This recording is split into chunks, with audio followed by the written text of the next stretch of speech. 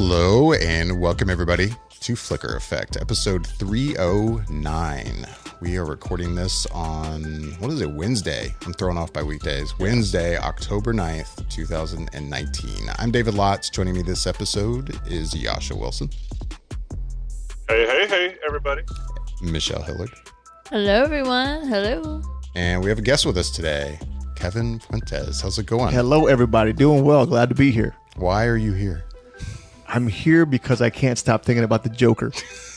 That's right. And it's disturbing and fun. I brought you in as a Batman expert. You're a specialist. Oh, I have a title. Yeah. I feel special. You're the Batman's expert. I am Batman. Specialist. No, I'll leave it at I am Batman. All right. Okay. Yeah.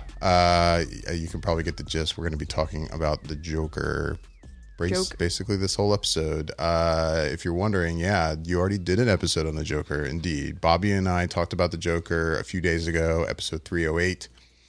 Check it out. We talk about our spoiler-free thoughts, and we get into spoilers as well. So this time around, we're basically going to talk about the movie with spoilers. So this is basically a spoiler effect. This is It's a long spoiler effect. It's going to be a spoiler effect. We're not really going to do a whole, what did everyone think spoiler-free? I can't speak for Jascha because Jascha, I don't know yet what you thought about this film, but I can speak for you, Kevin. I can speak for you, Michelle, and myself. I know the three of us liked this movie. Absolutely loved it, yeah. So if you're wanting a spoiler-free review, at least the three of us can say, hey, we think you should go see it. Yeah. And then from here on out, we're going to spoil the crap out of it. Exactly. Talk about spoilers for the film.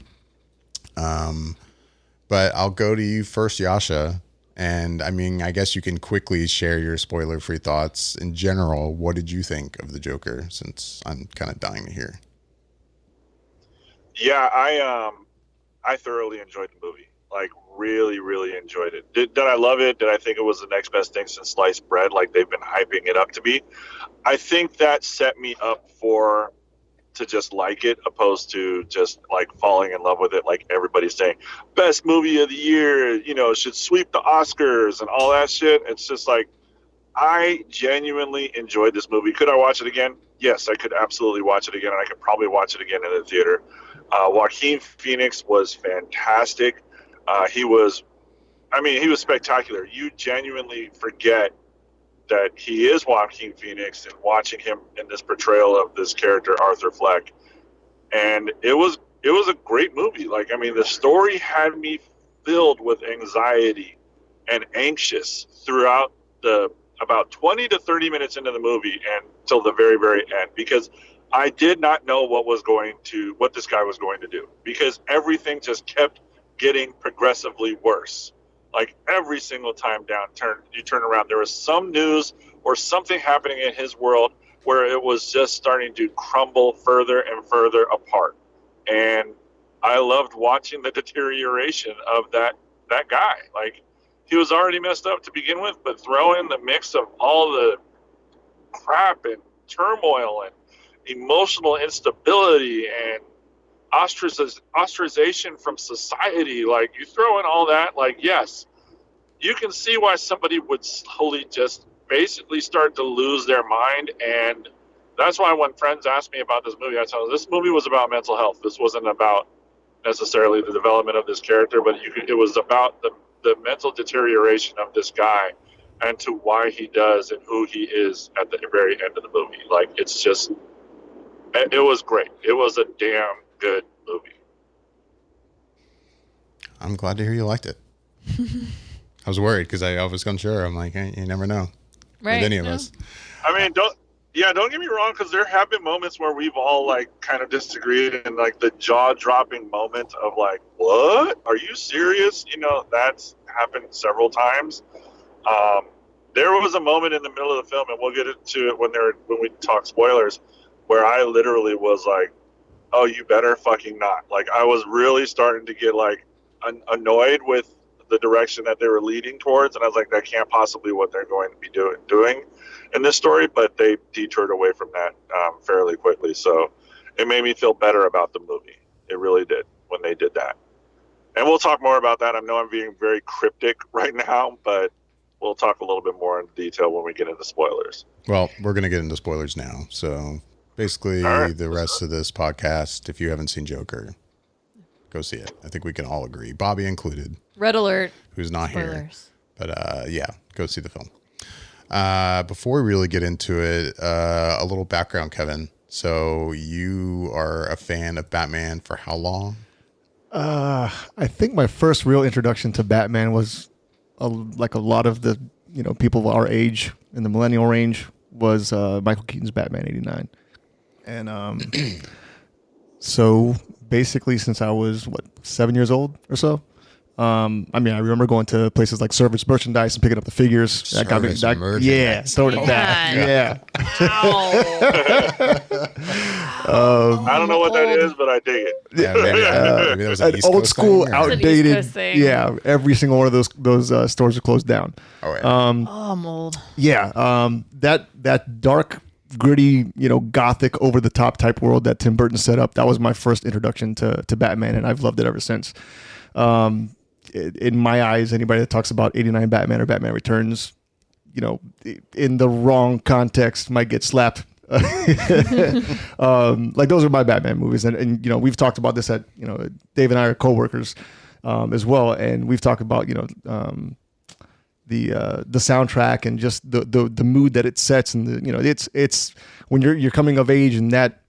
All those kind of dark influences in terms of just the aesthetics of the movie and the way the soundtrack adds, the vibe that it adds, whatever. That's, I don't know, super influential being young. And then I also spent a lot of that time with my father, searching for Batman comics or Batman toys and all that stuff. So there's definitely that nostalgic, kind of boyhood bonding with dad, type of aspect to Batman too. But yeah, I don't know. He's just automatically my favorite character, just naturally. I can't think of, There's other characters I really like and other franchises that I really like, but Batman is definitely it. If you go to my house, it's nothing but Batman. It's kind of weird. I think everybody kind of has that one character that always stands out for them. Like, I've had friends that have had very specific ones. Like, I'd be like, oh, yeah, my friend Michael, he's a Superman guy. Like, I would go to him and, when I was younger, people would come to me for X-Men stuff. Like, it was just like everybody kind of has their little niche thing that they just, for whatever reason, cling on to. And that's like, this is my thing. Yeah, and I feel like it also tells something about yourself as well. Because my best friend, Adrian, he loves Superman. And he's like a very more positive, glass half full type person. Yeah. And I'm the opposite. So I guess I'm kind of drawn to the darkness. I don't know. Yeah, because so you're like the kind of he's a glass half full type of person. You're like, well, the glass is half empty, and whoever drank it needs to be punched in the face kind of guy, especially since Batman's so dark. Well, I mean, yeah, I guess. I'm kidding. I don't want to take it. Yeah. I'm kidding. Please don't tell me. If it's my cup of water, somebody drank half of it, then yeah, I'm going to want to slap somebody. You got no right touching my. Get your lips off my cup, buddy. Yeah, I think my fandom is about the same, I guess. Like, I started reading Batman comics like leading up to the release of that Batman movie because like Batman Mania was kind of hitting basically as the buzz for that movie was as it was leading. Yeah, because that's Killing Joke was around that time. '86 was Frank Miller's Dark Knight Returns. Right. Which was very politically driven.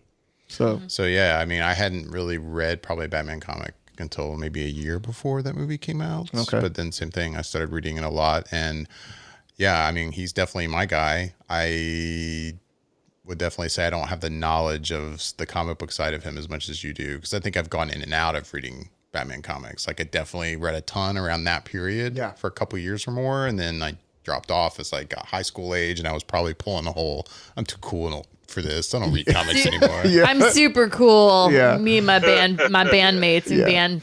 Yeah. Right. Anyway.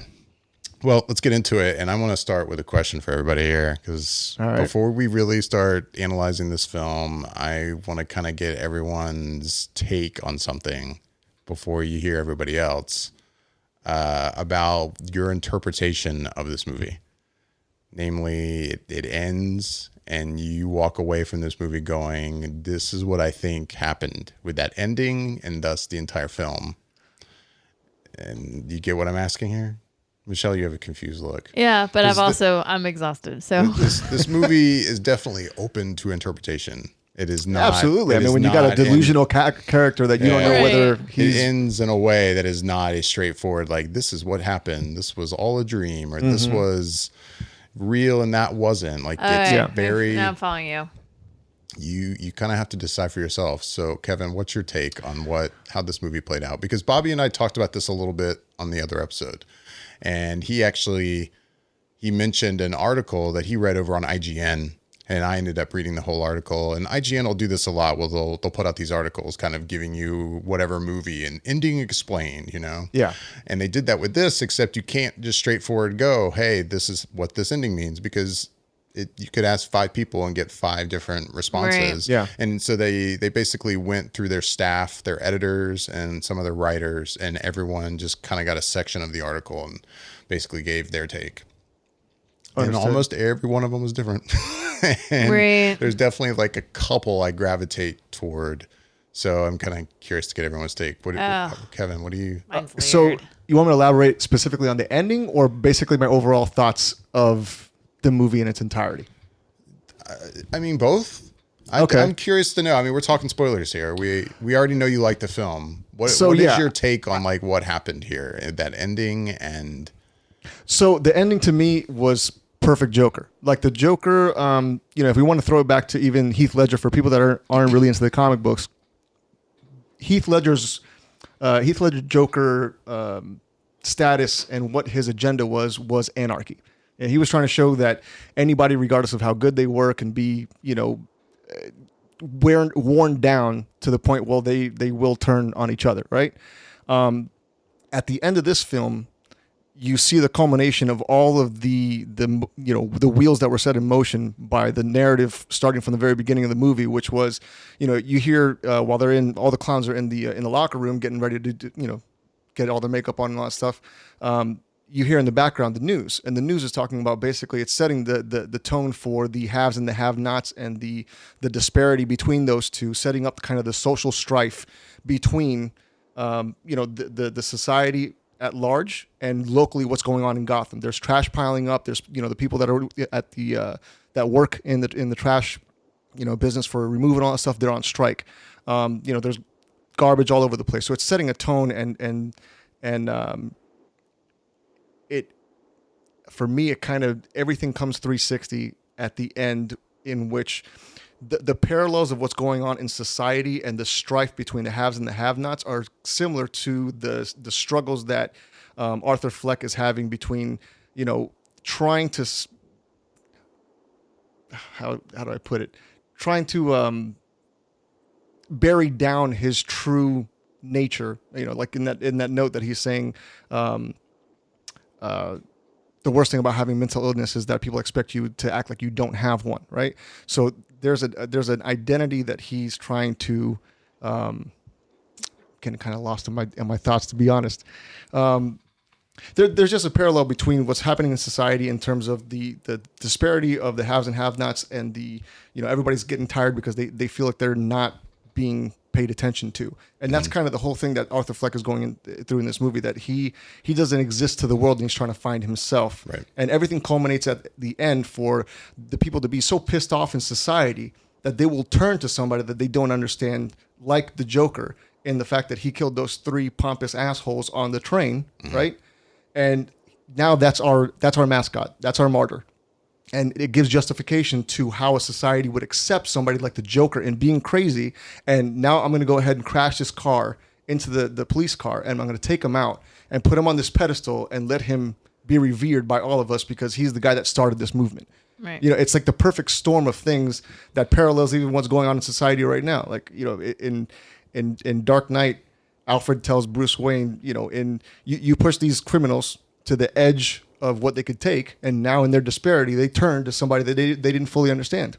And that happens in this movie as well. And so it ends in a perfect culmination of the societal environment accepting somebody like Joker and propping that person up in a state of anarchy, which is exactly how it ends, right? It ends in anarchy. So to me, it was super poetic in the fact that it ends with the type of movement and the type of agenda that Joker normally has, and he also gets the adoration that he's looking for throughout the whole movie. Right. To me, I'll be honest. I know Jascha said that is it the greatest movie he's ever seen? Not really. Like right now, it's for me. That movie, dude, when we got out of it, man, I was talking to my boy Adrian. I was like, dude, this is nearest to the perfect thing I've seen in a long time. It's the director just kind of takes everything and goes 360 with it. Everything comes back around. Everything that's in the movie for the progression of how it is that he tips over into madness, it's justified. His laughing is it's a medical condition. That's one of the things I was kind of hesitant about when I saw. I'm the type of person where I don't really like to watch spoilers or listen to any reviews, or even when I scroll through YouTube and I see a thumbnail about the movies coming out and all these theories and all that stuff. I hate seeing that stuff because I want to go into the movie theater and see what it is that the director is wanting me to see through his eyes for the first time, without any exterior influences. So I mean, my take was that movie was amazing. Now, I'll share later somebody that threw something my way that makes me think of it a little bit differently. But my initial reaction was it was perfect. Everything came around 360. Everything was justified. So A++ in my book. Gotcha. Michelle, what do you want to jump in with? I mean, and when I get to like kind of more my question. I know what you're saying. Because I definitely have a take on how the movie ends, and there was some stuff that Bobby and thus that article brought up that I was like, oh, I hadn't really considered that, and it's making me. I already want to see the movie again, right? Yeah, especially after I talked to Bobby and read that article. I was like, okay, now I definitely want to see this movie again because I kind of want to see where I stand after I see it one more time to my true take on what is quote unquote real, what isn't, what happened at the very end of the film. Michelle. Yeah, I'll be honest. I haven't listened to the recording you and Bobby did, and I haven't really read any articles or anything on it. But yeah, I will say at the very end of the film, it's Joker sitting across the table from a woman in Arkham Asylum, and has he been recanting this entire story as it actually did happen to him? Oh. Or is this all the story he's created and fabricated in his head? Because at one point in the film, he does say, that he had time in Arkham. And that's actually where it kind of picks up. I think it picks up basically like he's out of Arkham and he's on the road to recovery and he's working with a therapist with the state and he has to check in with her. Yeah. Right? So here's a question. Is it that actually what occurred? Or is it that just all occurred and he's just been in Arkham this entire time and he's just, this whole film that we just watched was all played out in his mind? That would make me feel differently about this film. Right? Because but that's the thing. The movie, smartly, the director, the filmmakers are not saying, and they definitely do not set it up where they are giving an explicit reason. Like, it's the kind of movie you truly just get to decide for yourself. Yeah. Like, what happened. So, here. Did it really happen, or did it all happen in his head? So, I guess would it make sense for him to reveal to the therapist at the end that the girl? I forgot her name, but basically his made up girlfriend. I think it was Sophie. Sophie, yeah. So played by Zazie Beetz. Yeah. So then if he were lying and he were telling the therapist and everything was just a manifestation of what's in his head, why would the director show us the parts where he knew it was fake? Where he knew it was right. Absolutely. And exactly. That's when it comes to the theory that it was all like none of it happened. That's the part I bump on, and that exactly is why I don't think that train of thought makes sense to me. Mm-hmm. There's a few others it could totally be, but that one I don't go with. Yeah, because if you're going to tell a lie, you're going to tell a perfect lie, correct? Right. Or maybe not perfect. I don't know. It's Joker. He's twisted. Why would you see the flashbacks in the film of him like, oh, here she is, and well, wait, she actually wasn't there. Exactly. And, I agree. Yeah, Jascha, what's your take on it? No. I was going to say the same thing, actually, to kind of like to argue against that. Basically, what you just said, the pushback against it is just like, well, that doesn't make sense. I mean, I can understand why you would interpret it like that, or like, hey, like the idea of like, hey, maybe he didn't actually, none of this really did actually happen to him, and it's just him telling a fabricated story or what happened in his head. But it's like, if that was the case, then why show all the other parts where it actually was in his head, where it didn't make sense, and then it's like all of it coming together and like him showing up in her apartment and having that awkward encounter to show that this is not happening in real life. Like this is, he has imagined all these other scenarios and whatnot. My interpretation of the ending was, I guess I kind of went with the topical view of how it ended. I saw him in the hospital telling this person and explaining to this person that he just doesn't care. And he's, this is, why he acts kind of the way, recants a little bit of his story. And then the bloody footprints walking away or dancing away, to me, just seemed like that just screamed the Joker to me. Like he just flat out said he doesn't care, and he just doesn't. And so that's just how he proceeded to go. He's like, anything, he does whatever he wants. He doesn't have to worry about it anymore. I'm even mixed on the whole, like, was it real? Was it all in his head thing? And I'm with you. Like that, my big, like, is it all in his head? The biggest bump is obviously the girlfriend. The only thing I could think of to go on the opposite side of that, where, even that still floats, is that, say, like, he's mentally disturbed. He has lots of mental issues. And say he's talking this through with a therapist, and then they ask him questions like, so you're saying to me you have this girlfriend, and then they start, like, kind of probing him, right? And then he kind of goes, oh, well, maybe I made all that up. And then it kind of flashes back. He's like, I'll take it back. That was all in my head. I imagine that. Like, he can even kind of bounce back and forth on what's real and what's not real, even in his re-incantations in his head, I guess, in a way. Right. So, I could see it going either way. I'll be honest. Like, I could see it being that it was all in his head. And there's a part of me that's really cool with that. And there's a part of me that really is just kind of like, nope, I tend to choose more that all these events are actually what happened and occurred.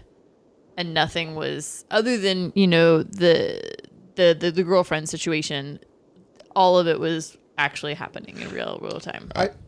I feel like if this was Joker's story in which the Joker's already the Joker, like I'm going to keep on referencing Dark Knight, there's no lead up to Heath Ledger becoming the Joker. But every time that he tells how he got the scars, it's a different story, right? So, right. Yeah. But he's already established. So in this one, it's like, this is, if Todd Phillips wouldn't have gotten it so correct on displaying how externally and internally, how perfectly somebody can be driven to madness. So, you've got a sick mother that keeps on writing to Thomas Wayne. You eventually find out by trying to find out, information about your mom, that Thomas Wayne is actually your dad. And then you confront him, and then he basically says you're crazy. Society, or the fact that the top people in Gotham don't care about the lower people in Gotham. He doesn't have his meds anymore, right? That program got taken away from him. So there's too many perfect justifications of why somebody would go crazy for this story to me not to be real in what it is that we're actually seeing, because we're seeing the manifestation of the mental illness make the Joker the Joker. And I think that's the reason why the film is so impressive and so impactful when you leave, because I told my brother that it's kind of like when you watch Michael Myers on film, you watch a Halloween film on the screen, you realize that you're watching a horror movie, and that everything that came to make that horror character is all fake. But if the director or the script writer and everything culminates, and they do it in a way where it seems plausible in your world because of your religion or because of science or whatever it is, that Michael Myers could walk down your street and it'd be real, you would then view that person on that screen with a little bit more fright and a little bit more fear. So to me, they brought the manifestation of the Joker, of how somebody could become the Joker and be pushed over the edge, right? And did it so perfectly that I don't know. To me, I think some people are trying to read too far into it. To me, there's too much perfect of how and why. And to me, this is the best origin story that there is, because there's 3 or 4 within the comic books that are good. But there's no origin, even in the comic books, that any authority at DC could say, well, this is actually the story. Right. It's always kind of open-ended. Like a canon, official. Exactly. Right. So in terms of, like, looking at it through the perspective of a comic book enthusiast, to me, this is the most perfect origin story for a Joker that there is. Right. Period. Right. Yeah. With that said, there was one theory that I hadn't considered that I actually kind of like a lot. I'm not saying I completely buy into it, but theory that... What's yours? Well, and that's the thing. I'm torn. Now that I've read other ones, I have like 2 or 3 where I'm like, oh, it could be this. Like with the one I'm about to say, I could could see this, and that is that, yes, everything happened, but when the the ambulance runs into the police car at the end, and he's in the car, that he actually dies in that moment. And that everything after that moment, they pull him out of the car. Maybe that actually happens and they put him on the hood. But when he's waking up on the hood, like he's dead. And it's almost like an afterlife, quick kind of like moment for him that doesn't actually take place. And a reason I could see why I kind of get this, and it's another reason I'm dying to see the movie again, is because then in the end of the film, when he's back at Arkham, Arkham looks not like we have seen it. Everything is very white. It's very white. And very clean. Yeah. And that alone kind of maybe points to, I could see that's along the lines, because it also plays into an idea that I also had that, I think this is a perfect origin story. I agree with you, but at the same time, it's a perfect origin story maybe for a Joker that ends up just being the inspiration for the next Joker. Like if indeed he died. I could see that. Right. Yeah. And now you have all of these people wearing clown masks and are now like. And maybe the one that actually did shoot Thomas and Martha. Maybe he ends up being the guy, right? The Joker that in a future Batman film, the Batman interacts with. But I could see that. It's not my favorite thing, but I could see it. It's a theory. I was like, I hadn't considered that. I hadn't considered that, but I'm okay with it. I'm okay with it. Isn't it funny how like a movie that has somebody who's delusionally psychopathic opens up the whole movie for like, was this shit real? Makes you question the whole film. It's like, was I even in the seat watching this right now? Like, did this actually happen in front of me, or did I imagine this? Right. Yeah. Anyway, I was just kind of curious to get everyone's take on that. So what's your... what do you feel is... I definitely don't buy into that. At the end, he's just telling a story that didn't actually happen. I definitely don't fall there. Yeah, I can see it, but I don't. It's not my thing. I didn't walk out of the theater feeling that way, even though I was kind of curious. The whole line of like, "Oh, you wouldn't get the joke," and there was a part of me that's like, "That's not what Todd Phillips is trying to say, right?" No, and I don't think so. I definitely didn't walk out of the theater with the death idea like that. That's not my first thought, even though, like I said, now that I've heard it, I'm like, I find it interesting. Plausible. I find it interesting, and at the same time, to me, it's like, but that's not it. Yeah, I guess I think of it more of like we basically saw in the context of this origin story what actually happened to him. Right. If indeed they hadn't shown those shots of Zazie Beetz' character not being in those moments, like we've already discussed, that would make things more complicated for me. Because, he's obviously an unreliable narrator and you kind of don't know what actually we saw. But that is a moment where it's like the director is choosing to show us this is what he had in his head, but this is what actually happened. Yeah. Right. And I think as an audience goer, you already know that that's what was going on. Yes and no. I did. I was already just waiting for that moment. I will say, though, I didn't like, and I brought this up with Bobby, when we get to that moment and he shows up in her apartment and she walks in and sees him and is like, what are you doing here? And she's making a point to go, your name's Arthur, right? Like, if you didn't know it up to that point, you should know it right there with that line that she doesn't really know his name. And I didn't actually care for the fact that he explicitly showed us the shots of here they are at the hospital and no, wait, actually she wasn't there. And here they are at this place and oh, wait, she wasn't actually there. I remember in the movie theater going, you didn't really have to do that. Like, I get it. Like, that was an extra. Can you imagine this? Yeah, you're right. It would have been more just like, oh my God, it really was. And not even have to provide any evidence because obviously her reaction would be like, you're the guy from down the hall, right? Like, do you need me to call somebody and call right. Yeah, you don't have to M. Night Shyamalan Sixth Sense me on this. I get it. Yeah. Like, it's like, nope, I get it. It really didn't happen. I was already thinking that. She just 100% confirmed what I was already 98% sure was happening. So did you like that? Okay, maybe not the throwback, like looking back at those moments without her in it, but did you appreciate the fact that he was delusional and because he needed somebody to give him, he basically manifested his own confidence cheerleader.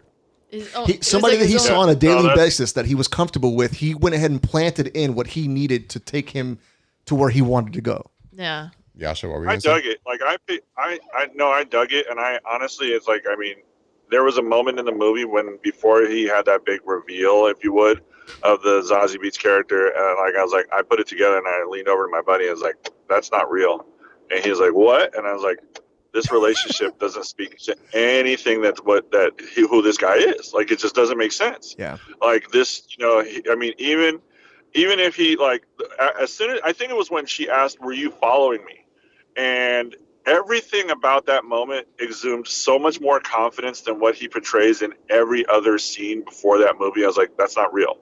Like I would bet money that this is not a real scenario. This is all fabricated in his head, because everything after that just spoke to so much confidence. And just like you said, Kevin, he basically manifested his own self-confident cheerleader to basically reinforce everything that he was doing was good, and that he was a success in his own right, and she liked him for who he was, and he needed that. And it was like an imaginary friend almost. Mm-hmm. And that's exactly because he didn't even have the support of his mom. I mean, his mom was like, what do you mean you're going to go be a comedian? You're not funny, Arthur. Like, don't you have to be funny? Yeah, I mean, come on. She was so savage. Yeah, I agree, man. It's like you could tell she was already crumbling under her own mental health issues. You could tell it was obvious. Yeah. If not her own physical health issues.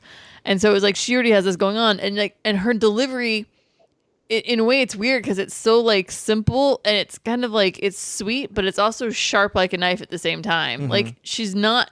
I don't think she's actually trying to be mean. She's just like super honest. She has no filter. Like she just says what she's thinking. She's like, "But you're not funny." Like, it's not to be mean. It's just how she says it. But then that he's interpreting is like this is all negative. It's just interesting.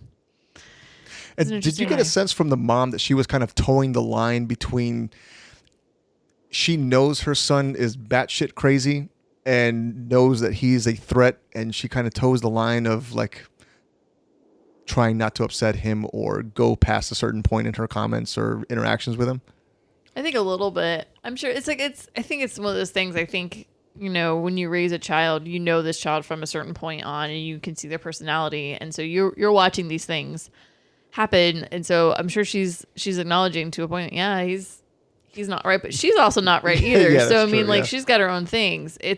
I'm sure to a point she does know what something's up there, and I shouldn't push my buttons too hard because I could exacerbate something, or I could lead something. And that's why I think she immediately runs and locks herself in like the bathroom. Yeah, that's correct. She gets upset. Right. She's like, I'm not upset, Mom. I am physically putting a border between you and me at this point, because I know anything could go at this point. I know your level of crazy. I know that your level of crazy could go to such a different level. But I also think that a part of that, when it came to her locking herself in the bedroom or bathroom, was I think it was her way of distancing herself from reality as well, because totally. She knew it was twofold. That wasn't. She doesn't want to hear the truth. And the truth is that she is batshit crazy. Right. She's been told that she's crazy. And I think it was an accepting type of thing, but she constantly just felt the need to like resend these letter after letter after letter after letter, expecting something different. She wanted to believe the lie. That there is nothing. Yeah, she wanted to believe the lie, and hearing the truth of the lie just isn't something that she was ready to face or wanted to face. Right. And so that's why I think she locked herself in the closet or the bathroom, because she was like, I can't deal with it. I can't deal with the truth. I don't want to deal with the truth. I'd rather live this lie and, just know that this is a wonderful man and he wants to help us. Yeah. Plus you're batshit crazy. I'm not trying to get beat up tonight. I think it was twofold. It was she doesn't want the confrontation with Arthur, but she also doesn't want to confront the actual truth herself. So it's a twofold. She's hiding for two reasons. Like there's a lot happening in that scene. Yeah. Yeah, it's a big one. Kevin is a Batman fan for so long. What did you think of the take on Thomas Wayne in this? So initially, I didn't like that he was being painted in a light that he's not a philanthropist. It made him more. It made him more suited perfectly for what they needed for him. What Todd Phillips needed from the Thomas Wayne character for this movie. It made him that. But everything in the comic books, and then when Bruce Wayne gets nostalgic and any origin story is told about the origin of the Waynes, Thomas Wayne is a doctor and a very empathetic man, and although that he's come into riches, or basically the Wayne family has been rich for a few generations, he's never lost that ability to realize that although he has, there are people that do not have, and it's his responsibility to give those people options and resources and all that stuff, whatever. So I think they kind of missed the mark on that, but I see why they did it to serve the story. Like I said earlier, like there's people that you have to be canon, and if it's not like right out of the comic book page and cell 3 on page 32, like you're not doing it right. To me, you can take creative liberty and do what you need to, so long as it serves the purpose of the story without completely negating a character. Yeah, I think they made him. Well, that's exactly what they did with the Dark Knight, and the Joker from that story. It was like, they took some liberties, made it their own, and everybody had a first reaction to hating. Sorry to interrupt, Michelle, but then they turned and had this initial reaction of just loving everything about it. Like, I think the small changes that they did for the Thomas Wayne or a character, I actually really enjoyed them. I almost felt like they vilified him a little bit more than what we've ever seen, and I thought it was fantastic. Like, that was huge. Yeah, and also maybe in this movie we're seeing Thomas Wayne through the present eye, as opposed to everything that you think of nostalgically is always kind of romanticized as being, oh well, it was great. Like, look at the political climate that we're in right now. Make America Great Again. There's this romanticizing of the past, of making things better than it was. So perhaps I'm missing the mark in the fact that I'm not recognizing that we're seeing Thomas Wayne as a father. And yeah, dude, like, Arthur Fleck came to my gate and you touched my son. I'm not going to be nice, and I am going to punch you in the face. You know what I'm saying? So I guess that gives more of a current day look at, even though I'm a philanthropist and I'm successful, whatever, I also got my breaking point and what it is I'm comfortable with you doing and not doing. So it's acceptable. No, I was going to say, like, I like this take because I think it kind of, I don't think it vilifies him, but it gives Arthur a protagonist to kind of focus on a little bit. Yeah. And that's what really helps drive his motives here. And I don't think Thomas Wayne is bad per se. Like, I think it's just that you're getting to see a more humanistic side to him. Yeah. He's not godlike. He's not put on a pedestal like we've seen for so long. Like, he's not revered in such a way. He's just a human. And yeah, he's part of the 1%ers. He's imperfect. He's imperfect. He's imperfect. He's a human here. And like you're saying, like, that was my whole thing. That bathroom scene, it's like, I will play along for a little bit, but honestly, dude, like, I'm not your friend. You're pushing it. And honestly, I'm pretty pissed at you. You touched my kid. Yeah. And then you attacked my butler. Yeah. Who's also one of my best friends. Like, no, dude, we're not cool. Mm-hmm. F you. This is my point. Like, I'm done. Like, any person, I think most people, if those things happen to them, they'd be like, no, we're not good. Like, get the hell away from me. We're done. Like, this is over. And so it's just a humanizing moment, and that's something that doesn't happen very often in any portrayals that you see of him. Is it more as a basic human? You see him as just on a pedestal, and that's how he's always been. So I liked this a lot. It was nice to see, like, he's a normal person. He's not godlike. He's a normal person, but what? There was the one line. There was the one line on the TV interview. On the TV when he's kind of pointing at everyone, the 99% basically, and just I forget what exactly he says. And that though definitely paints him in a. His PR person didn't probe him before. Go, hey, wait, just stick to the prompter. Just stick to what. And I'm not saying that like I have a problem with it. I agree with you guys. Like, I'm fine with the take. Yeah, it's not like we normally see of Thomas Wayne in this perfect on a pedestal kind of guy. But if there was one thing that I remember when he said it, that interview, I was like, ooh, that's a. I think you and I both simultaneously kind of went, oh, little flinch in the seats. We're like, ooh. It's like I recall what it is that you're talking about, but I can't hear the line in my head. And I think it had to do with his reaction to his 3 workers getting shot. And it was in reaction to the 3 workers, but then also everybody's tensions rising. Mm-hmm. And I think it's part of the 1%ers. It's hard for them to put themselves completely in everybody else's shoes. They can to a point, but he's going, I don't know. It was I can't remember the line exactly either, but I just remember it was something about it. Yeah. It was something that was dickish. That's what you thought. Yeah. It was just something that was like, oh, we've heard that from somebody in our political aspects lately. Exactly. Yeah. Like, it was very that sounds familiar. Something like to the effect of they don't know that they need me, but I'm here for them. Type of thing. It was right around there. Kind of somewhere. I think it was right around there. Okay. And it was just so like, Oh, it was the one. It was the one moment in the movie where it's like, okay, this isn't just so much that you're just a good guy who seems slightly sleazy, but that makes you kind of sleazy. Like that made you kind of a little bit. Yeah, I agree. How do you feel in the fact that they used Thomas Wayne the way that they did? I feel that he did it well because of the fact that he established Arthur Fleck had a daddy issue. Yeah, because he even when he imagined himself in the show, in the Arthur show, right? He had that prolonged hug and that kind of like, I've been looking for a dad for a long time type of hug, you know? Yeah, right. He's looking for somebody. Yeah, I think he played that pretty well against the Thomas Wayne thing.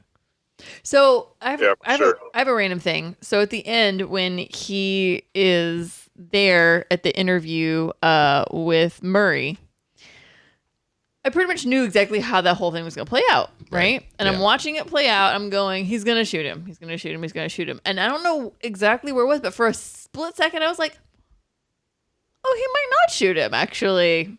This might not be happening. And it was like, oh, no, he's going to... Oh, yeah, there it is. Okay, I'm sorry. Yeah. No, of course he was going to shoot him. And I don't know what it was, but there was something about a moment. And I was like, yeah, it's totally going to end this way on this scene. Like, he's going to wind up shooting Murray. And then for some reason, I changed my pitch for like a hot second. And I don't remember what exactly it was. And I didn't know if anybody else felt the same way. Like if they were like, oh, no, it's going this way. It's going to be okay. I mean, I think I might have gone up and down in the interview because, yeah, same thing. You going into it, it's like, this is not going to end well. This is not going to end well for Murray. Yeah. Bye, Robert De Niro. I mean, but there's a part of me that's like, okay, maybe it could be fine. But then, yeah, once Joker really starts getting kind of irritated, then it's like...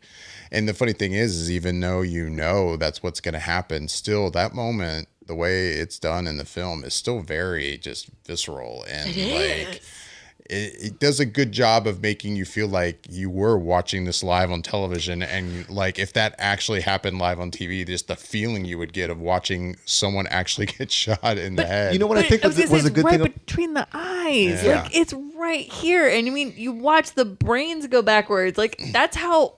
I mean, it was great. It was great. I think the reason why it was so amazing was so many times in these comic book films, you always get that cliche villain speech, right? And we did get a speech, but it was basically him coming into his own. Like, you know what? I'm tired of acting like when somebody dies, it's not fucking funny. It's funny to me. There's something wrong with me, and you're going to have to just accept it. And instead of like doing this long drawn out, like I'm going to take out this gun, everybody's ooh and eyeing and drawing out that moment like so many times in these type of movies they do. Because he practiced it. He immediate. Like, this shit is funny. Bang. There was no interlude into like, oh, what type of gun is that? You know, you don't get to see it on screen. It's just like, I am the Joker. This is the way it is. I just flipped my shit and I'm not taking this anymore. You're dead and that's it. And honestly, going into that scene like you, I felt I knew somebody was going to die. So if you've read the Dark Knight Returns, Jascha, are you familiar with some of the comic books from back in the day? Oh yeah. Okay, so in the Dark Knight Returns, basically a psychiatrist has been not resuscitating, but basically providing psychiatric care to the Joker, right? And the Joker's basically... Rehabilitation. Rehabilitation. And the Joker gets to this point where he's just very low energy and just kind of watching his days go by. And then he gets to go on this talk show. And the psychiatrist is trying to show everybody, listen, you know, we're going to be releasing Joker back into society, and he is rehabilitated. There's no reason to have any fear of this man. But shortly before that, like, he realizes, like, Batman came out of retirement, and Batman's the reason for him living, right? So he snaps, and he kills the whole audience by way of, I can't remember the two characters, but it's basically these two little mannequin-looking boy and girl that fly through the audience and release this gas, and, you know, Joker poisoned everybody, and then everybody has a smile on their face, and everybody's dead, including the show host. So when I see him walking out of the curtains, you know, and he sits down, I'm like, oh my God. I turned to my buddy Adrian, I was like, dude, this is the Dark Knight Returns. Like, I cannot wait. This sounds really sinister. Exciting. This really sounds sinister. So I was like, I cannot wait to see how the fuck this ends up and who dies. Like, but the Arthur Murray thing, it was perfect. Like, I don't know. But then playing into your excitement about that, if I do have a negative about this film, and don't get me wrong, I think it's a great movie. Yeah, it's a bummer that you don't get to spend more time with him as the Joker. I mean, it's a long lead up to him finally putting on the makeup and finally putting on the costume and dyeing his hair. And really, you know, that scene of him walking down the hall to, I forget what song it was. Do, do, do. Yeah. Do, yeah. Like you hear at basketball games all the time. Yeah. And you know what? That song, I was thinking when I was watching, I was going, this song is perfection for this scene. He is revved up. He's ready to put the show on and play his game. He's got that confident walk. This is what's happening. Right. But yeah, there is a bummer part of it's a part of me that's a little bummed that it's like, oh man, like there's very little time in the context of this movie that he's actually Joker. In the costume. I agree. He's the Joker. And I mean, I'm not saying I would change anything about the film. It's just generally speaking, man, I wish I could have seen him be the Joker just for a smidge more time. So I got another question. So, and I'm gonna throw this to Jascha first. So Jascha, when you saw the scene where the two clown buddies show up to his apartment, what's your take on this? How'd you think? How'd you feel? How'd you come out of that scene? I mean, like I said, like even with the anxiety, like with the Robert De Niro character, I was just like, oh man, you're like, what's gonna happen? What's gonna happen? What's gonna happen? Even though I kind of in the back of my mind knew he was going to do something. That's kind of how I felt watching that scene. Like he was so eerily calm at that moment when he let them in, and I was like, this is a guy that was making fun of you, that was mean to you, and everything like that. Somebody's got to die. Like, it's just like, you've got to die. Like, you've got to die. You have set this man up. You have basically taken advantage of him. You're incredibly selfish, like all of it. I was very much looking forward to him getting his comeuppance, if you would. And I was happy with the outcome because it just really spoke to everything. Like, I liked it. Like, I liked the fact that he killed that guy, and then to the little person, I actually, for a while, I thought that he was going to do off the little guy as well, because when I saw him lock the door and I leaned over to my buddy, I was like, he can't reach the lock. And he's just like, what? He's like, the guy, he can't reach the safety lock. And he was like, holy shit, you're right. And I was like, he might die too. And it's like, what does he do? Does he go and run and try and get a chair? And it's like, he actually asked to be let out. And I was like, oh dude, is this really going to happen? And he just, I thought it was great. He was like, you're the only one that was nice to me. Thanks. And he just let him go. And I was like, that was fucking great. Cause that was his rhyme and reason for letting him go. But he was like, you were nice to me. So no harm, no foul. Like, we're good, dude. We're good.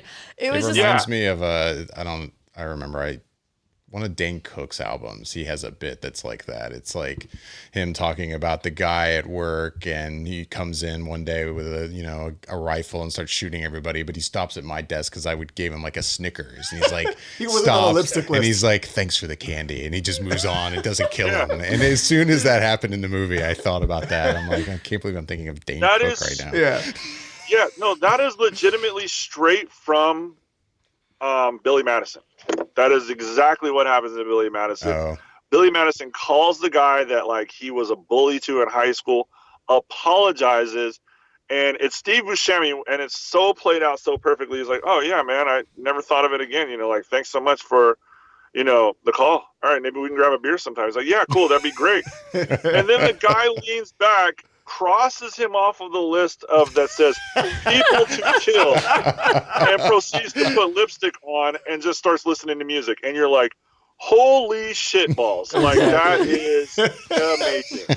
And it's just like, you never know the people that you affect when you just exhibit an ounce of fucking kindness. Right, exactly. And that's exactly what happened. I absolutely love that scene. I don't know why, but I loved it even more when he couldn't get out. And I was just like, dude, what do you do in this situation? This guy's literally watched this guy get stabbed to death in the neck with a pair of scissors.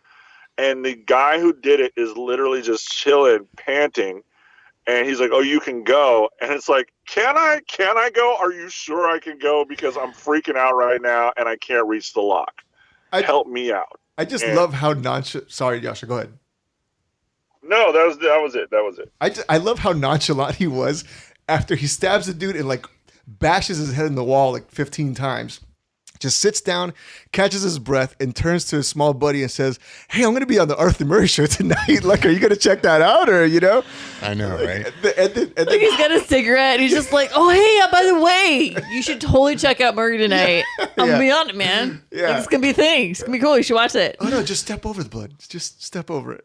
Right. Just step over the body. It's super normal. And then he goes to, like, reach for him. It's totally That was cool. great. I know. Oh my God. Yeah. When he reached for him, I was like, "Oh God, Jesus Christ." Tell me you didn't think, like, he's going to fuck with him. He's going to think that he's going to let him go, but he's going to get him in the end. And then he goes to reach for him.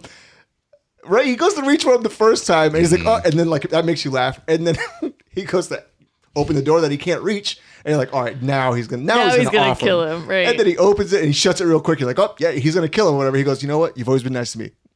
And he gives him a kiss on the head and lets him go. That was the funniest shit ever. Like, if the guy hadn't already, was great. If the guy had already crapped his pants at watching the other guy's brains get bashed into a wall, he's crapped his pants 3 times just trying to get out the damn door. I know I'd have been like, I have no control of my bowel movements take the right window. now. Right? Like I've been like, there was a fire escape, right? Oh shit! Like And you know what? mean, kudos to that actor.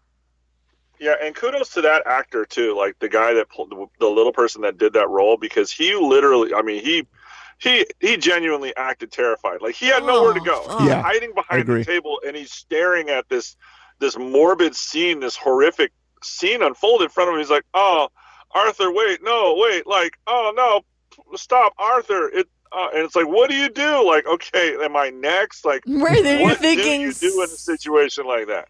I think all you could do is sit there and think, so he's gonna do that to me now, right? Like, because I mean, what in your head would be like? What would make him stop to do that for me? If I was that small, I'd just be like, "Okay, what can I punch? I can beat the hell out of his ankles or his knees, and that's about it." I don't know. I mean, I don't know. I think even just a normal average person size would have been like, fuck. Yeah. Like, that scene was amazing. That scene was intense and amazing and awkward, and you don't want to laugh, but you do kind of laugh, and you always feel naughty for laughing at it. Like it's you start questioning your own personal self. Exactly. Like you just went from viewing something psychotic, a killing, and like you're like, it contrast, the juxtaposition into the joke of it was seamless, and you're like, wait, I was just terrified 2 seconds ago, and I'm laughing my ass off right now. Like the tension broke, and you're laughing now. Right. Well, I mean, and you even question yourself a little bit when he shoots the 3 guys that are on the train. You know, you're kind of because you kind of root for it. You're like, okay, I get it. I just snapped too. If I've had everything that occurred up to that point to him, exactly, and then this, all right, yeah, cool, yeah, do what you gotta do, man. It's cool. I'm down with it. Yeah. Before we run out of time, everyone's take on seeing yet again the death of Bruce's parents. Anybody like kind of annoyed that we had to watch it again, or okay with it, or liked it, or? I'll just go out and say I'm super fine with it. It's cool. Like kind of indifferent. It's fine. I know we all know how it goes, and we watched it again, and I'm fine with it. I like watching this, and if anything, I might have enjoyed it slightly more just because it wasn't actually Arthur. It wasn't actually Joker. It was just a person being a clown. By the way, so I'm cool with it. I'm good. Kevin? Yeah, I was fine with it. I didn't think.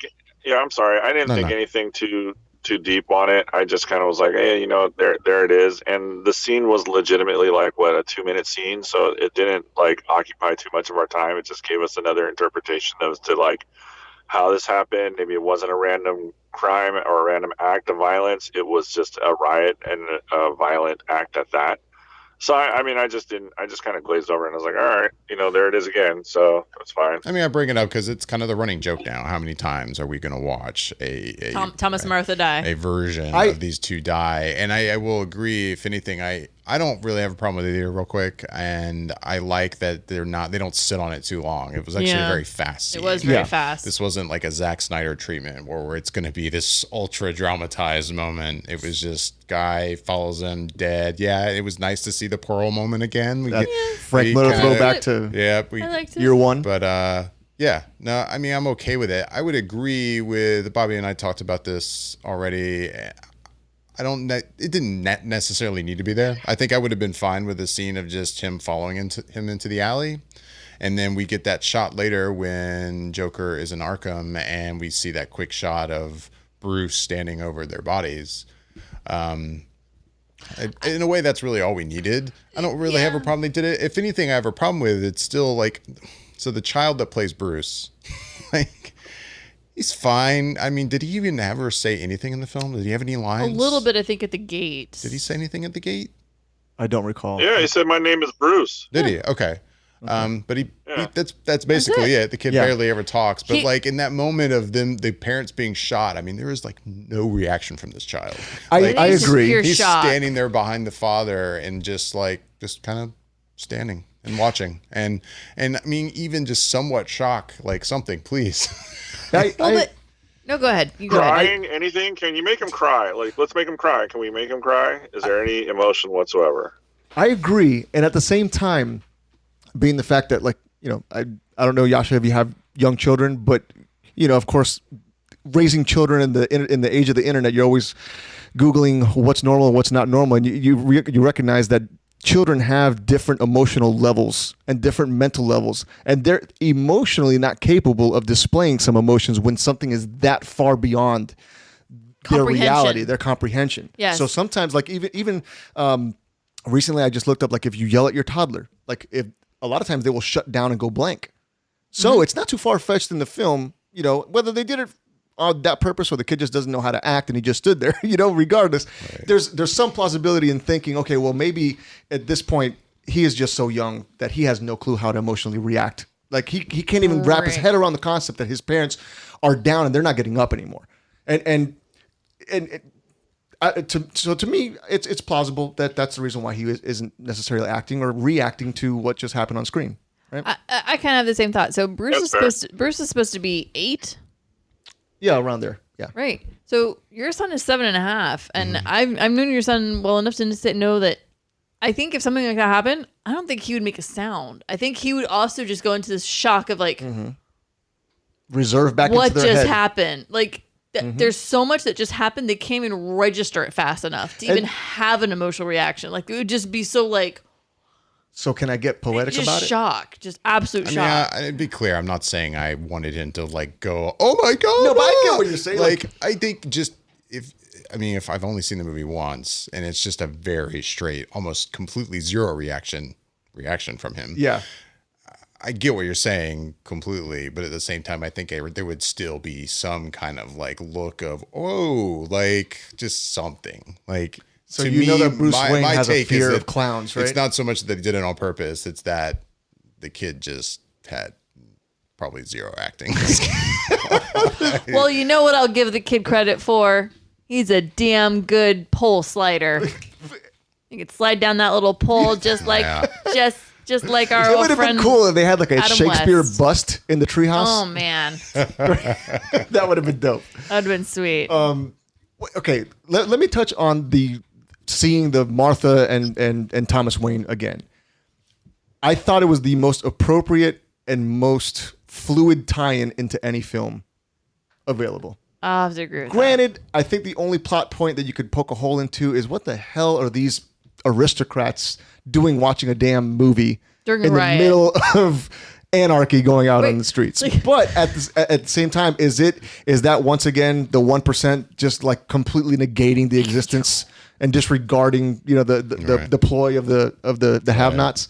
Because it seems like the riot had been going on for a smidgen of time, not just like the last like 30 to 45 minutes while they were in the film. Yeah. It kind of seems like what the hell's happening out there? Building. I don't know. I got the impression it started. That popcorn's mighty loud. I don't think they were like, we're going to go into this movie while everyone over there is, you know, lighting cars on fire. Yeah, no, I get the impression it started while they were in the. Well, yeah. So he's like, they went to the theater thinking, "Oh, life is beautiful, life is great." And like, they what the sat hell down happened when we came in? None of this was happening out here. We come out, it's anarchy. What the hell? Times Square is on fire. I'm trying to watch Charlie Chaplin. Can we please keep it down, guys? I'm trying to watch Zorro and the Gay Blade. I know, right? Dude, but once you saw that, like, you know, like the controversy on what Zorro film that they were watching, but they were watching a Zorro film in the comic books, right? As soon as you see that on the marquee, you're like, oh my God, it's going to happen again, and you see him come out. To me, it was the most appropriate tie-in for that scene to happen within a movie. Yeah, because they always try to. It's almost like a George Lucas way of doing things. Like normally, it's like always the Waynes die at the beginning of the movie, and then he becomes Batman. And that's the justification for him to become Batman. But one thing that I like about the way that it happened is Bruce Wayne has a fear of clowns.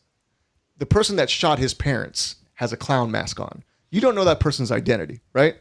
And going into the not knowing identity, one of the reasons why I was apprehensive about even watching The Joker, or my initial, I guess hating on the film, was the fact that I never knew of a Joker named Arthur Fleck.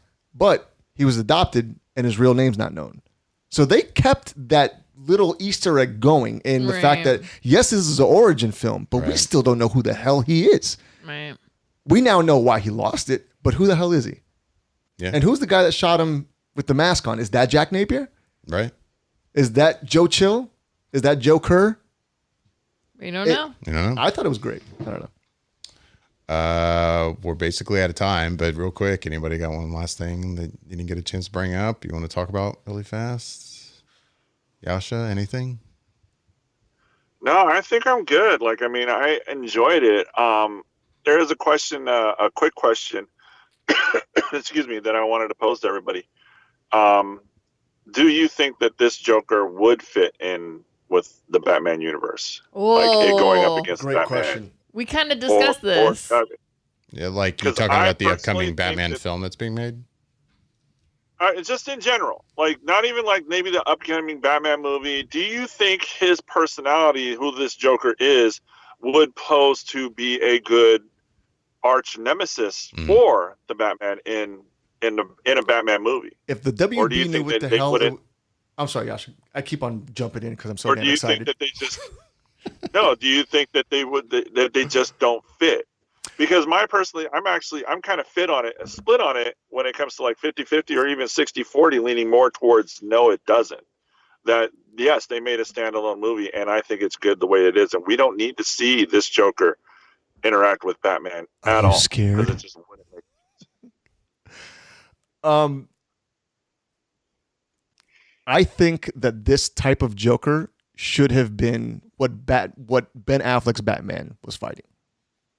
I think that this is exactly what the DC universe needs to bring some validity to the universe. In fact, one of the things that I hated going into this film was, there's always a lot of buzz around the film and theories and all that stuff. And one of the theories was that when Todd Phillip pitched this to WB, that this was going to be the starting point for the new DC universe in the way that the new DC Black Label in comic books is kind of the adult version of everything, right? So we're adults that were raised on comic books and saw Batman, and we're fond of the '89 and everything that came after that, except for Batman and Robin and Batman Forever. Yeah, we don't speak of this. But we're ready for there to be an adult DC universe. We can't keep everything on a PG platform. There has to be some really jacked up things going on in the world, some human trafficking, some psychotic killers or whatever, for there to justify a Batman like a Ben Affleck Batman to go and kick somebody's ass. You know what I'm saying?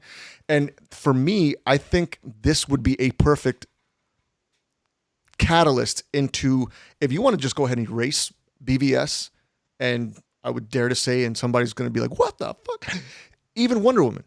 Erase everything and just start anew from this film. And the reason why is, while I think that he still has some maturation to do to become the Joker, because the Joker in the comic books is just as intellectual and intelligent as Batman. So we don't really see that from Arthur Fleck. But if they had another movie in which they're fast forwarding a little bit, and he's gained the adoration of these people that prop him up as kind of like a villain god, right? And he starts coming into his own in reality, in the fact that he doesn't have to hide himself anymore, and he could just develop himself into what it is that he thinks is the right way to do things, which is chaos, anarchy, and just psychopathic killing, and then let him progress into the next version of the Joker. Because look at how much progression we saw from a broken, shoulders bent in, no confidence, to I think it's funny, and I'm going to shoot you in the face on your own show. We had that much progression in 2 hours and 30 minutes, and we had the type of emotional draw and reaction to what that movie was in 2 hours and 30 minutes, whatever it was. Where Can you say that about Endgame or any of the Marvel movies? It took 10 years to build up your adoration for a character, and then you got weepy because he died, but that took 10 years. This movie kind of had an emotional draw and a cerebral reaction that was established in 2.5 hours. So if you can take that type of progression and move it to the next movie, and then progress that to, okay, now I'm going to go ahead and have Batman. Holy shit, this guy's running loose in Gotham. I have to stop him.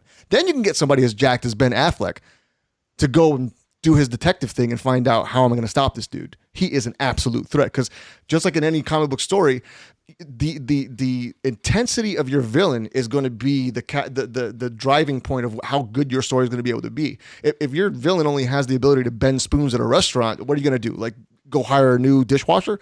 It has to. You have to ante up. You know, right? I think I like the idea, and we kind of discussed this a little bit. I like the idea of basically picking up a second film that would be in this line, and it would focus more on Batman becoming into Batman, an origin of Batman, a more upgraded version at this point. Yeah. And then a third film where it's Batman and Joker facing off. I could also see basically doing like a 10, maybe to a 15-year time leap as a second film, and it's Joker and Batman going at it in like, say, late 80s, early 90s setting, and I could see that happening. And then another leap in a third film where it's another 10 or 15 years, and then you're getting basically Ben Affleck, an older Batman, going up against a much older Joker, and seeing that, basically seeing them in their prime in the second film, and then seeing them at the end game in the third film. Yes, that would be and that would be amazing for me. Yes. Like I would be so happy. So either way, that version or the other version where you see more of a Batman and then the face off, I like that too. Like I'm good with doing one of those two options. Do you hear that, WB? Just saying, Warner Brothers, pull it together. They do not hear you. No. They don't hear No, much. they don't hear- They don't hear anybody. Animaniacs. They don't hear anybody. So that's No, what I They think. What do you- legitimately listen to everybody's ideas. Like, oh, you think that's a good idea? Yeah, well, fuck you. We're gonna do what we want to do. here's what I feel like WB That's goes. just what we're gonna do. I feel like WB goes, you know what? You write that down. Write that down for me. Write it down. All right. I want you to bring it over here. I want you to fold it. I want you to fold it again. And fold it again. You see that box right there? Fuck that box. Put it in your mouth and swallow it. I don't give a shit. That's basically what the WB does. Let's play flick football with it. Right. I just Right. don't think they give a shit. I'm sorry. So now what are your thoughts on I mean, that was progression? my take on, well, him. I mean, what you're asking, Jascha, could I see this particular take on Joker really being in a like kind of fight with Batman? I mean, I think I get what you're saying, because there's a part of me that's like, I don't know, but we also get so little of him as actually the Joker. So I could, yeah, but there's little in this film that is reminiscent of a Joker that you see a lot of times. I agree. Versus a Batman, and the way that kind of Joker thinks. We barely get a taste of Joker in this to kind of imagine him in that kind of position where he's outsmarting a Batman and doing that kind of thing. I don't know. Which is why I think a second film where, again, like it was taking place like in the early 90s, that could be that. And then there could be kind of an end game. Like this would be you seeing like, oh wow, this mofo has progressed into such a mental game. Right. I mean, it was definitely my take that as much as I enjoyed this film and I enjoyed the dark grittiness of it, I mean, my take being that, yeah, if we could get a Batman film made in this kind of like in this way and this realistic gritty way, and make it like as an origin story, is kind of a sequel to this Joker film. That's an origin story for Batman. And then that third film where it's them kind of facing off. Like, it's a dream that is not going to happen. Right. Let's be clear. This is not going to happen. Oh, hell's no. Not just because the whole like, oh, WB doesn't know what they're doing. But I mean, I've heard mixed stuff. It's been from Todd Phillips and Joaquin Phoenix that this is a one-off and this is it. And then I think I've seen rumblings of probably some interview of the millions of interviews that Joaquin Phoenix has done that maybe, I guess he's hinted, oh, maybe I'd be open to a sequel. But I mean, right now they're making a Batman film that I don't think in any way is going to tie into this kind of universe. Yeah, I can't see Robert Pattinson fighting. I mean, I don't know. I don't know. Like, I don't know. It depends on when we finally get a look at what the Robert Pattinson Batman and universe is going to look like, then it's until then it's kind of hard to say. It's hard to say, but at the same time, if you think of their ages, that would be right around the right kind of an age gap. By the time Batman was ready to be Batman against Joker, you're looking at a right age progression on the two of them in essence. So I could see it, but is that what we're going to get? Most, I doubt that. And going back to your point, David, about it kind of not matching for a Batman to be fighting this Joaquin, this Joker. Maybe because there's a physical mismatch, right? Obviously, Ben Affleck was super jacked in BVS, right? And obviously, physically, he would pummel the hell out of Joaquin, or Joaquin's Joker. But if they made it a more cerebral, like, what is Batman? Batman's not just a pummel your ass because he's jacked. He's a detective. So something that, and I absolutely love and adore the Christopher Nolan trilogy, right?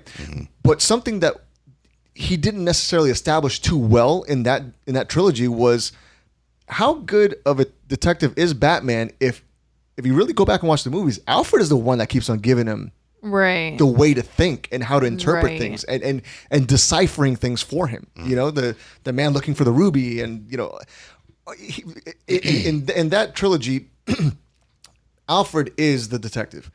We would have an opportunity now where if Joaquin's Joker goes more cerebral, he could take it to where Batman has to be the detective. And yeah, there's going to be a fight at the end, maybe in a tunnel, like Frank Miller's, Dark Knight Returns. Right. But there's more of a mental match. Right. Because granted, in the comic books, like Batman's like 6'3" and Joker's 6'5", right? So, but he's super real thin but very thin and lanky. So he would have to outsmart him with like gags and like a bag full of explosive chattering teeth. He always has henchmen that are always ready to pop out. Exactly. Whenever. Here's my thing on it, honestly, and I hate to take it all the way back, but when I think about it, and I think about the TV show with Adam West, and I think about the two of them, that show even. Yeah, there was always kind of a fake fight, but even when, say, like Batman would finally figure it out and he'd finally get the mystery and he'd finally wind up wherever Joker's lair was at the end of the show and he would fight Joker, he was fighting Joker's henchmen. He rarely physically ever fought Joker. I agree. The two of them have always been, and they've been written for the most part to my knowledge and from what I have read, which isn't a lot, it's been a mental game. This is a Sherlock versus Moriarty, guys. This is all mentality. This is all thinking, outsmarting the person that's who's 3 steps ahead. I agree. That's what it's always been like. And so, yeah, I mean, I would love to see it become more of a detective Batman, be more traditional to his background. I agree. To try to outsmart Joker. That would be amazing. And I could see, dope. If that's how it was, I could see it being Joaquin being that mentally ahead of the game because he's so twisted. I agree. I just want to see anarchy and craziness. You're all about it. You're all geeky about it. And you just want to see more of this. This film it was a treat in a sea of not so many treats from DC Warner Brothers. I mean, I won't spoil anything, but my top 10 list, guess what's going to be in there? Man, talking about it early. It's October. This is not even early. This is practically late. I would be shocked if Joker was not in my top 10, but I would be extremely if it were not in my top 10, that means I saw a ton of amazing films from October to December 31st. I will say right now, looking from now until the end of the year, there's probably only 3 films I could say look absolutely mind blowing. Are you talking about movies just this year? Yeah, every year at the end of the year we do a top 10 show. We do a top 10. So it's my top 1. I feel confident. You're like, I'm not seeing anything else. I don't even want to go back to the theater. I'm good for the year, thanks. Thanks 2019. We're done. I could easily say this will be in my top 10. I don't know where yet, obviously, but this is easily in my top 10 without really thinking too hard on it. Well, unless anybody has anything else real quick. Can we keep going? We could. Some of us have to work tomorrow. Some of us have jobs. This is what happens when we shoot or record midweek. But yeah, we're going to get out of here. As always, we would love to hear back from everyone listening. You can let us know what you think of the show by emailing us at feedback@flickereffect.com.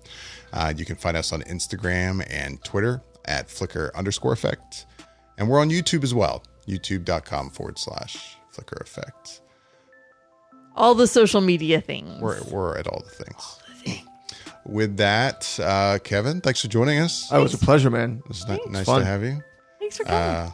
Thank you. Yeah. Have to have you back again sometime soon. I would love that. With that, I'm David Lott. I'm Jascha Wilson. I'm Michelle Hillard. And Kevin Fuentes. Thanks for listening.